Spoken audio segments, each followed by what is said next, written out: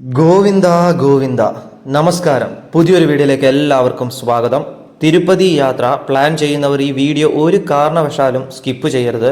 കാരണം വരുന്ന മാസങ്ങളിൽ തിരുമലയിൽ വർഷത്തിലെ ഏറ്റവും വലിയ തിരക്കാണ് അനുഭവപ്പെടാനായി പോകുന്നത്. ഇത്തവണ പ്രത്യേകത എന്താണെന്ന് അറിയാമോ? 2026 തിരുമലയിൽ 2 ബ്രഹ്മോത്സവങ്ങളാണ് നടക്കുന്നത്.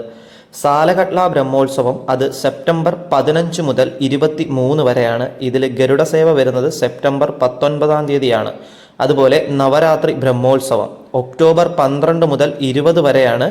ഇതിൽ ഗരുഡസേവ വരുന്നത് ഒക്ടോബർ 16 ഈ ദിവസങ്ങളിൽ ലക്ഷക്കണക്കിന് ഭക്തർ എത്തുന്നതിനാൽ ഇപ്പോൾ തന്നെ യാത്ര പ്ലാൻ ചെയ്യുന്നവർ ഈ തീയതികൾ മനസ്സിൽ വെച്ച് യാത്ര ക്രമീകരിക്കുന്നത് വളരെയധികം നല്ലതാണ്. ഇന്നത്തെ വീഡിയോയിൽ എല്ലാവർക്കും ഏറ്റവും കൂടുതൽ കൺഫ്യൂഷനുള്ള ഒരു വിഷയമാണ് പറയാൻ പോകുന്നത്. SSD ടോക്കൺ എന്താണ്? ദിവ്യദർശൻ ടോക്കൺ എന്താണ്? രണ്ടും ഫ്രീ ആണോ? എന്താണ് രണ്ടിൻ്റെയും വ്യത്യാസം? ഏതാണ് നിങ്ങൾ എടുക്കേണ്ടത്? ആദ്യം SSD ടോക്കണെ കുറിച്ച് നോക്കാം. SSD എന്നത് സ്ലോട്ടഡ് സർവദർശൻ എന്നാണ്. ഇത് പൂർണ്ണമായും സൗജന്യ ദർശന ടോക്കണാണ്. ഈ ടോക്കൺ തൊട്ടടുത്ത ദിവസത്തെ ദർശനത്തിനായിട്ടാണ് നമുക്ക് വിതരണം ചെയ്യുന്നത്. SSD ടോക്കൺ ലഭിക്കുന്ന പ്രധാന കേന്ദ്രങ്ങൾ 3 അതിലൊരെണ്ണം റെയിൽവേ സ്റ്റേഷന് വളരെ അടുത്തായിട്ടുള്ള വിഷ്ണു നിവാസം, ബസ് സ്റ്റാൻഡിന് വളരെ സമീപത്തുള്ള ശ്രീനിവാസ കോംപ്ലക്സ്, അലിപ്പിരി ബസ് സ്റ്റാൻഡിന് സമീപമുള്ള ഭൂദേവി കോംപ്ലക്സ്. എല്ലാ ദിവസവും ഏകദേശം 10,000 SSD ടോക്കണുകൾ ഇവിടെ വിതരണം ചെയ്യുന്നു. ഇത് ഫസ്റ്റ് കം ഫസ്റ്റ് സെർവ്ഡ് രീതിയിലാണ് നൽകുന്നത്. അതായത് SSD ടോക്കൺ ടൈം കൊടുക്കുന്ന സമയത്ത് നമ്മൾ ആദ്യം ആരൊക്കെ അവിടെ എത്തുന്നോ അവർക്കാണ് മുൻഗണന. ഇതിൽ ഏറ്റവും ശ്രദ്ധിക്കേണ്ട ഒരു കാര്യം, തിരുപ്പതിയിലാണല്ലോ ഈ SSD ടോക്കൺ കൊടുക്കുന്നത്. അതായത് താഴെ ഞാൻ ഈ പറഞ്ഞ 3 കേന്ദ്രങ്ങളിലാണ് കൊടുക്കുന്നത്. ഇവിടെ ഈ SSD ടോക്കണിൻ്റെ ടൈം ഇങ്ങനെ മാറിക്കൊണ്ടേയിരിക്കും. അപ്പോൾ ഇങ്ങനെ മാറിക്കൊണ്ടിരിക്കുന്നതിനനുസരിച്ച് ഇപ്പോൾ ഇന്ന് 8 മണിക്കാണ് കൊടുക്കുന്നതെങ്കിൽ രാത്രി 8 മണിക്കാണ് കൊടുക്കുന്നതെങ്കിൽ ഒരു 5 മണി തൊട്ട് തന്നെ ആൾക്കാർ വന്ന് നിൽക്കും. പക്ഷേ ഇത് നമുക്കറിയാൻ ഭയങ്കര ബുദ്ധിമുട്ടാണ്. കാരണം അവിടെ ഉള്ളവർ ഇതുമായിട്ട് മാനേജബിളായി. എന്നാൽ ഡെയിലി SSD ടോക്കണിൻ്റെ അപ്ഡേറ്റ്സുകൾ, അവിടുത്തെ തിരക്ക്, ദർശന രീതികളൊക്കെ എങ്ങനെയാണ്, ദർശനം ഏതൊക്കെ ദിവസങ്ങളിൽ തിരക്കുണ്ട്, SSDയുടെ സമയം മാറുന്നതൊക്കെ കറക്റ്റ് സമയത്തിന് തന്നെ നമുക്ക് കിട്ടുന്ന രീതിയിൽ ഞാനൊരു വാട്സപ്പ് ഗ്രൂപ്പ് ഓൾറെഡി തുടങ്ങിയിട്ടുണ്ട്. നിരവധി ആൾക്കാർക്ക് അത് ഉപകാരപ്രദമാവുന്നുണ്ട്. നമ്മുടെ ഗ്രൂപ്പിലെ മെമ്പേഴ്സ് എല്ലാം പോയി ദർശനം നടത്തി വന്ന് നമ്മളെ അത് അറിയിക്കുകയും ചെയ്യിക്കുന്നതിൽ വളരെ അധികം സന്തോഷമുണ്ട്. അപ്പോൾ ആ ഒരു ഗ്രൂപ്പിൽ ജോയിൻ ചെയ്യാൻ ആഗ്രഹം നിങ്ങൾക്കുണ്ടെങ്കിൽ ഗ്രൂപ്പ് ലിങ്ക് ഞാൻ ഇന്നത്തെ ഈ ഒരു വീഡിയോയുടെ ഡിസ്ക്രിപ്ഷൻ ബോക്സിൽ കൊടുത്തിരിക്കാം. അതുവഴി നിങ്ങൾക്ക് ഡയറക്റ്റ് ആ ഒരു തിരുപ്പതി തിരുമല ഗ്രൂപ്പിൽ ജോയിൻ ചെയ്യാവുന്നതാണ്. ജോയിൻ ചെയ്തതിന് ശേഷം തിരുപ്പതിയിലുള്ള എല്ലാ ദർശന രീതികളെ പറ്റിയിട്ടും എല്ലാ ഡൗട്ട്സും നിങ്ങൾക്ക് പേഴ്സണലി എനിക്ക് മെസ്സേജ് അയച്ച് ചോദിക്കാം. SSDയിൽ എല്ലാ ദിവസവും SSD ടോക്കൺ കൊടുക്കുന്ന ടൈമും ഞാൻ ആ ഗ്രൂപ്പിൽ അപ്ഡേറ്റ് ചെയ്യുന്നതാണ്. അപ്പോൾ ഇത് ഒന്ന് നിങ്ങൾ ശ്രദ്ധിക്കുക കേട്ടോ. SSD ടോക്കണിൻ്റെ സമയം നമുക്കതിലൊന്നും ചെയ്യാൻ പറ്റില്ല, അവർക്കും അതിലൊന്നും ചെയ്യാൻ പറ്റില്ല. തിരക്കനുസരിച്ച് ഇതിങ്ങനെ മാറിക്കൊണ്ടേയിരിക്കാം. ഓക്കെ, ഇനി SSD ടോക്കൺ നമ്മുടെ കയ്യിൽ കിട്ടി. നമുക്കിനി എന്താണ് SSD ടോക്കൺ വെച്ച് ഏതൊക്കെ രീതിയിൽ മുകളിലോട്ട് പോകാമെന്ന് നോക്കാം. അതായത് തിരുമലയിലേക്ക് നമുക്ക് നടന്നു കയറാം, ബസ്സിൽ പോവാം, കാറിൽ പോകാം, ടാക്സിയിൽ പോകാം, ബൈക്കിൽ പോകാം. ഏത് മാർഗം വേണമെങ്കിലും നമുക്ക് തിരുമലയിലേക്ക് പോകാം. നടന്നു കയറണമെന്ന് നിർബന്ധമില്ല. ടോക്കൺ എടുത്ത ദിവസം നമുക്ക് തിരുപ്പതിയിൽ തന്നെ താഴെ റെയിൽവേ സ്റ്റേഷൻ്റെ അടുത്ത് തന്നെ സ്റ്റേ അടിക്കാം. എന്നിട്ട് തൊട്ടടുത്ത ദിവസത്തേക്കായിരിക്കുമല്ലോ ദർശനം. നേരെ ബസ് പിടിച്ചോ അല്ലെങ്കിൽ ഏത് വഴിയോ തിരുമലയിലേക്ക് എത്തിയാൽ മതി. ഓക്കെ, ഇനി ദിവ്യദർശൻ ടോക്കൺ എന്താണ്? ദിവ്യദർശനവും സൗജന്യമായിട്ടുള്ള ടോക്കൺ തന്നെയാണ്. പക്ഷേ ഇത് എല്ലാവർക്കും ലഭിക്കുന്ന ടോക്കൺ അല്ല. ശ്രീവാരിമേട് വഴി നടന്നു കയറുന്ന ഭക്തർക്കായി മാത്രമാണ് ഈ ടോക്കൺ നൽകുന്നത്. ഓക്കെ, അലിപ്പിരി നടപ്പാത വഴിയും നമുക്ക് നടന്നു പോവാം, ശ്രീവാരിമേട് വഴിയും നടന്നു പോവാം. ഇതിൽ ശ്രീവാരിമേട് വഴി നടന്നു പോകുന്നവർക്ക് കൊടുക്കുന്ന സാധനമാണ് ദിവ്യദർശൻ ടോക്കൺ. അലിപ്പിരി നടപ്പാത വഴി പോകുന്നവർക്ക് ടോക്കൺ എടുക്കേണ്ട ആവശ്യമില്ല. വന്നു കഴിഞ്ഞാൽ അതേ ദിവസം തന്നെ അലിപ്പിരി നടപ്പാത വഴി നമുക്ക് ദർശനം നടത്താം. എന്നാൽ ശ്രീവാരിമേട് വഴി നടന്നു പോകാൻ ആഗ്രഹിക്കുന്നവർക്ക് വന്നു കഴിഞ്ഞാൽ അതേ ദിവസം ദർശനം നടത്താനായി സാധിക്കില്ല. തൊട്ടടുത്ത ദിവസത്തേക്ക്, മനസ്സിലായില്ലേ, തൊട്ടടുത്ത ദിവസത്തേക്കാണ് നമുക്ക് ദർശനം നടത്താനായി വരുന്നത്. ഏകദേശം ഈ ഒരു ടോക്കൺ കൊടുക്കുന്നത് എല്ലാ ദിവസവും ഭൂദേവി കോംപ്ലക്സിലാണ്. അതായത് നമ്മുടെ SSD ടോക്കൺ കൊടുക്കുന്ന ഒരു കേന്ദ്രമാണ് ഭൂദേവി കോംപ്ലക്സ്. അലിപ്പിരി നടപ്പാതയുടെ അടുത്താണ് ഭൂദേവി കോംപ്ലക്സ്. ഏകദേശം 2000 ടോക്കണുകളാണ് ദിവ്യദർശൻ ടോക്കൺ കൊടുക്കുന്നത്. ഓക്കെ, ഏത് ദർശനമാണെങ്കിലും നമ്മൾ ടോക്കൺ എടുക്കാൻ പോകുമ്പോൾ നമ്മുടെ കയ്യിൽ ആധാർ കാർഡ് മസ്റ്റാണ്. അത് നിർബന്ധമാണ്. നിങ്ങൾ ശ്രദ്ധിക്കുക. ഇവിടെയാണ് അങ്ങനെ നമ്മൾ ശ്രീവാരിമേട്ടിലേക്ക് നടന്നു കയറാനുള്ള ടോക്കൺ എടുത്തു. തൊട്ടടുത്ത ദിവസത്തേക്ക് നമ്മൾ നടന്നു കയറി പോകുമ്പോൾ ഏകദേശം ശ്രീവാരിമേട് വഴി കയറി ഏകദേശം 1200 പടിയിൽ ടോക്കൺ സ്കാൻ ചെയ്യണം. നമ്മളെടുത്ത ടോക്കൺ സ്കാൻ ചെയ്യണം. ആ സ്കാൻ ചെയ്താൽ മാത്രമേ ടോക്കൺ നമുക്ക് വാലിഡ് ആയിട്ട് പിന്നീട് തിരുമലയിലേക്ക് പോകാൻ സാധിക്കത്തുള്ളൂ. അതൊന്ന് ശ്രദ്ധിക്കുക കേട്ടോ. അതുകൊണ്ട് ദിവ്യദർശൻ ടോക്കൺ എടുക്കുന്നവർ ഈ നിയമം നിർബന്ധമായും പാലിക്കണം. അതുപോലെ തന്നെ നടന്നു കയറുന്നവർ അറിയേണ്ട മറ്റൊരു കാര്യമാണ് നമുക്ക് സമയം. അലിപ്പിരി നടപ്പാത ഓപ്പൺ ആക്കുന്നത് എല്ലാ ദിവസവും വെളുപ്പിനെ 5 മണി മുതൽ രാത്രി 9 വരെ അത് തുറന്നിരിക്കും കേട്ടോ. അതായത് രാത്രി 9 വരെ കഴിഞ്ഞാൽ പിന്നെ നമുക്ക് അലിപ്പിരി വഴി കയറി പോകാനായി സാധിക്കില്ല. ശ്രീവാരിമേട് നടപ്പാതയാണെങ്കിൽ രാവിലെ 6 മണി മുതൽ വൈകിട്ട് 5:30 വരെ മാത്രമാണ് തുറന്നിരിക്കുന്നത്. വളരെ പ്രധാനപ്പെട്ട ഒരു അറിയിപ്പ്, ഉച്ചയ്ക്ക് 2 മണിക്ക് ശേഷം 12 വയസ്സിൽ താഴെയുള്ള കുട്ടികൾക്ക് അലിപ്പിരിയോ ശ്രീവാരിമേട്ട് വഴിയോ നടപ്പാതകളിലൂടെ പ്രവേശനം അനുവദിക്കില്ല. അതുകൊണ്ട് കുടുംബമായി യാത്ര ചെയ്യുന്നവർ, പ്രത്യേകിച്ച് ചെറിയ കുട്ടികളുള്ളവർ സമയം കൃത്യമായി പ്ലാൻ ചെയ്ത് യാത്ര നടത്തുക. ഓക്കെ.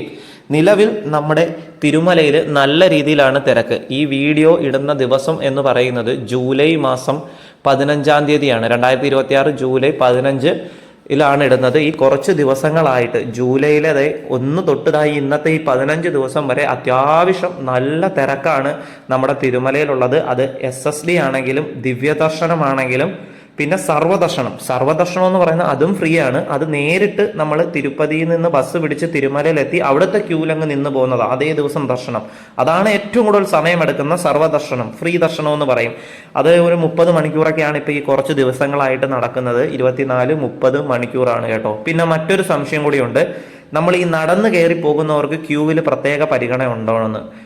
പണ്ട് പ്രത്യേക പരിഗണന ഉണ്ടായിരുന്നു. ഇപ്പോൾ SSD ടോക്കൺ എടുത്ത് വരുന്നവരില്ലേ, അവരുടെ ക്യൂല് തന്നെയാണ് ഈ നടന്നു കയറുന്നവരും ജോയിൻ ചെയ്യുന്നത്. അപ്പൊ എങ്ങനെ പോയാലും മുകളിൽ എത്തിക്കഴിഞ്ഞാൽ ഒരു 5-6 അതിൽ ഒരു 7-8 മണിക്കൂറൊക്കെ തിരക്കനുസരിച്ച് നമുക്ക് കാത്തു നിൽക്കേണ്ടി വരാം.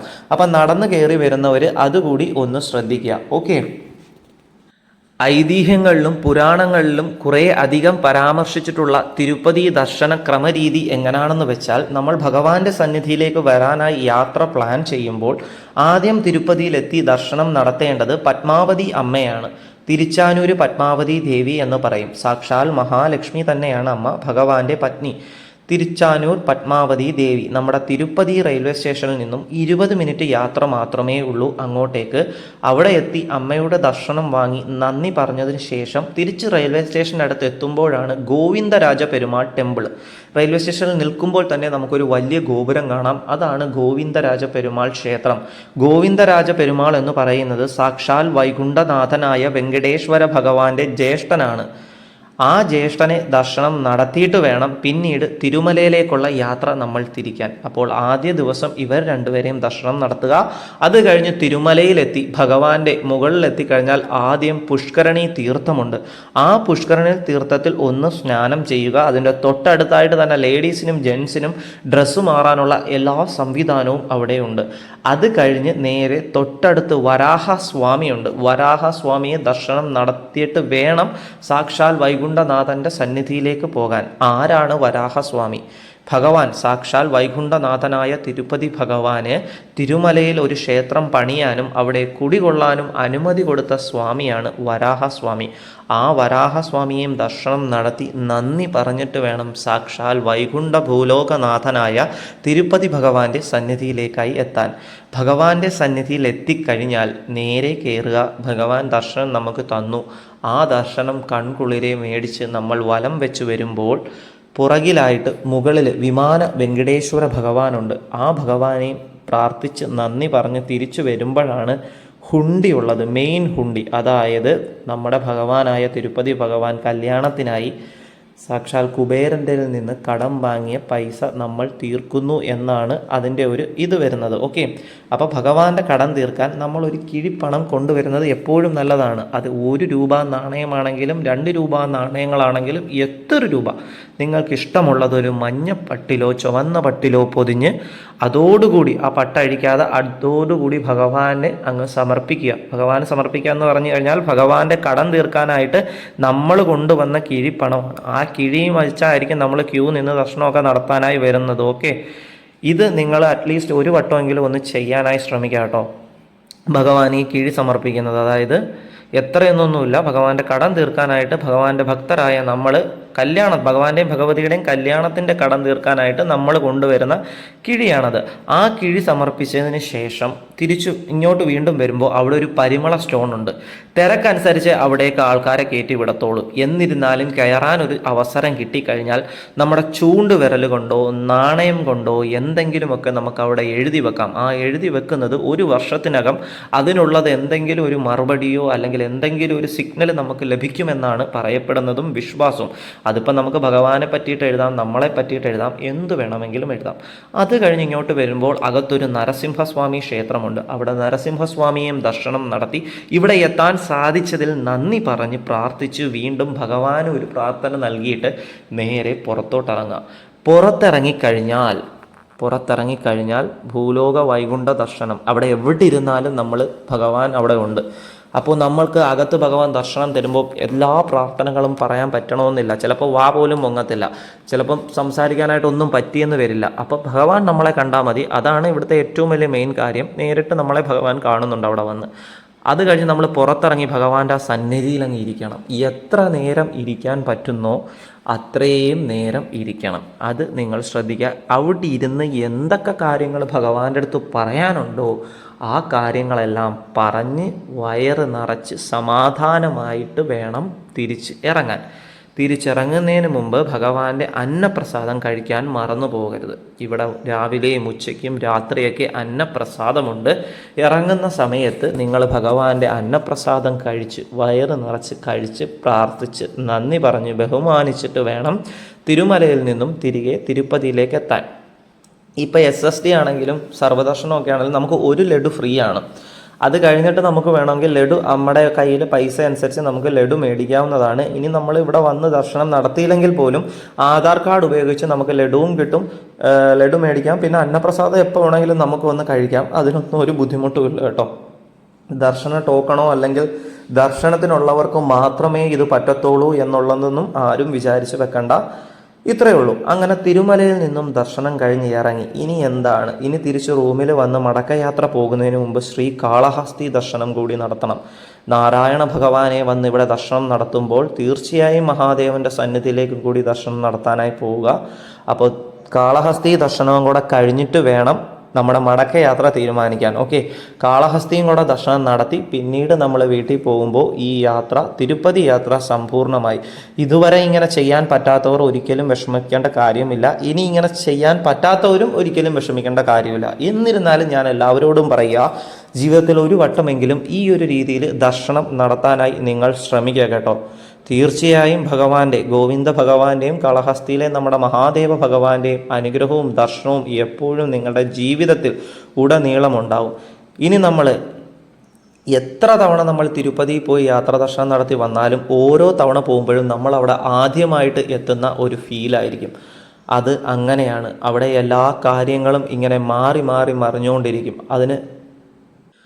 അതങ്ങനെയാണ്. അത് നമ്മുടെ പ്രശ്നമല്ല, അവിടുത്തെ പ്രശ്നമല്ല. അവിടെ ഒരൊറ്റ കാര്യം മാത്രമേ ഉള്ളൂ എല്ലാ ദിവസവും മുടങ്ങാതെ നടക്കുന്നത്. അത് അവിടെ വരുന്ന ഭക്തരുടെ എണ്ണം. എങ്ങനെ പോയാലും മിനിമം ഒരു 10-50,000 മുകളിൽ ഭക്തർ ഏത് സമയത്തും നമ്മുടെ തിരുമലയിലുണ്ടാവും. മൊത്തത്തിൽ എല്ലാ ദർശനവും കൂടെ വെച്ച് നോക്കുമ്പോൾ കേട്ടോ, അത് അങ്ങനെ തന്നെയാണ്. അതൊഴിച്ച് ബാക്കിയെല്ലാം അവിടുത്തെ കാര്യങ്ങൾ ഇങ്ങനെ മാറി മാറി മറിഞ്ഞുകൊണ്ടേയിരിക്കും.